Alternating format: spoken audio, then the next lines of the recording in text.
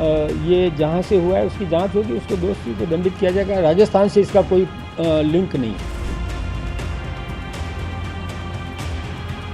तो निर्णय लिया कि रद्द कर दी है, तो इसमें कोई बड़ी बात नहीं है। जहाँ भी गड़बड़ दिखाई देगा, जहाँ उन सबको ठीक करने के लिए काम करेगी सरकार। ये नीट परीक्षा जो रद्द हुई है और वापस कराने का सरकार ने जो फैसला लिया है, आखिरकार उस फैसले की वजह क्या रही है और इस फैसले से कितने लोग प्रभावित हुए हैं और क्या ये बहुत आम बात है? देखिए, वैसे तो नीट परीक्षा हो या तमाम पेपर लीक की कहानियां हो, सरकार से इन तमाम विषयों को लेकर कोई छुपी हुई जानकारी नहीं है। पिछले कुछ दिनों में राजस्थान में कितने पेपर लीक हुए हैं, ये शायद आंकड़ा बता पाना बहुत मुश्किल है, क्योंकि सीधे तौर पर जब हम आरपीएससी के रिकॉर्ड्स खंगालते हैं तो ना जाने कितने पेपर अशोक गहलोत की सरकार में लीक हुए, उससे पहले वसुंधरा राजे की सरकार में लीक हुए और देश के अलग अलग राज्यों में परीक्षाओं के पेपर लीक होते हुए हैं। जब पूरा पेपर लीक हुआ और उस पूरे पेपर लीक के मास्टरमाइंड की तह तक पुलिस पहुंचती है और एसओजी टीम वहां पहुंची, तो सामने आया कि राजस्थान के सीकर जिले में पेपर लीक का मास्टरमाइंड पकड़ा गया। उसमें जयपुर के 2 शख्स जो जमवा रामगढ़ के रहने वाले थे, उनको एसओजी की टीम ने गिरफ्तार किया, उनसे पूछताछ की। लेकिन प्रदेश के बीजेपी के जो अध्यक्ष है मदन राठौड़, वो कह रहे हैं कि पेपर लीक का राजस्थान से कोई कनेक्शन नहीं है। आप सोचिए, जिस राज्य के अंदर माफिया बैठकर पेपर लीक जैसे बड़े मुद्दों को टारगेट कर रहे हैं, छात्रों के भविष्य को खराब कर रहे हैं, तो उसके पीछे राजस्थान का लिंक क्यों नहीं होगा? और वो सीधे तौर पर केरल का आरोप लगा रहे हैं। एसओजी की अगर हम गिरफ्तारियों की बात करें तो 5 लोगों को अभी तक एसओजी ने पकड़ा है, जिसमें से 3 व्यक्ति राजस्थान के हैं, 1 हरियाणा का है और 1 नासिक महाराष्ट्र से पकड़ा गया है। और हाल ही में सूचना मिली है कि एक और व्यक्ति को पुलिस ने पकड़ा है, जो पुणे से पकड़ा गया है। लेकिन पूरी कहानी राजस्थान के इर्द गिर्द रही। आखिरकार में राजस्थान में जब इतनी बड़ी चर्चाएं हुई तो विपक्ष भी शांत बैठा हुआ है और सत्ता पक्ष भी चुपचाप बैठी हुई है। क्या ये सांठगांठ है कि जब सरकार बदले तभी पेपर लीक माफियाओं को पनपा जाए, उनको आगे बढ़ाया जाए और छात्रों के भविष्य के साथ खिलवाड़ किया जाए?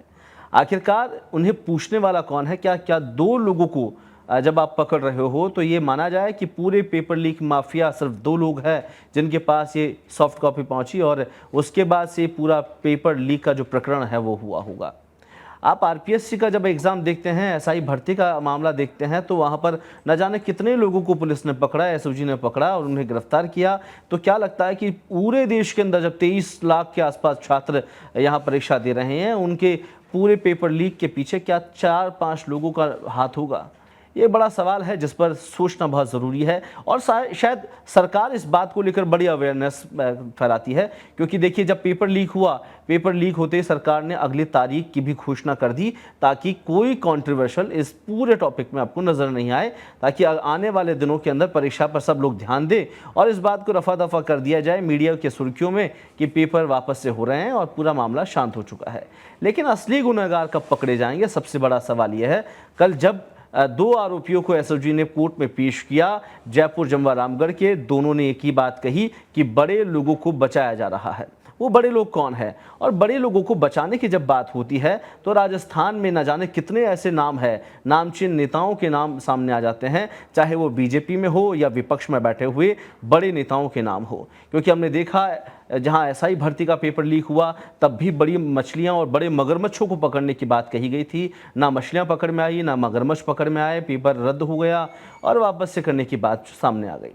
तो आखिरकार जब नीट जैसे पेपर परीक्षाएं हो रही है, देश भर के युवाओं वापस उसको परीक्षा को वापस देने का काम करेंगे, तो आखिरकार सबसे बड़ा सवाल है कि असली दोषी कहाँ छुपे हुए हैं? क्या सरकार, क्या जांच एजेंसियां उन तक पहुंच पाएगी? क्या उन्हें गिरफ्तार किया जाएगा? या फिर जो अंदर खाने जो चलती आई परंपरा है कि उस नेता को बीजेपी बचा रही है, उस नेता को कांग्रेस बचा रही है और एक दूसरे पर आरोप प्रत्यारोप का जो सिलसिला है वो राजस्थान समेत हर राज्य में देखने को मिला है। अमूमन जब बीजेपी की सरकार है तो विपक्ष पर निशाना साधने के सिवाय कुछ और काम नहीं बचाया। उन आरोपियों की तस्वीर गोविंद सिंह, जहाँ पर बीजेपी के बड़े नेता, चाहे शिक्षा मंत्री मदन दिलावर की बात की जाए, राजेंद्र राठौड़ की बात की जाए, रामपाल शर्मा की बात की जाए, उधर सतीश पूनिया की बात की जाए, तमाम बड़े नेताओं के साथ उनकी तस्वीरें आपको बहुत आम दिखेगी।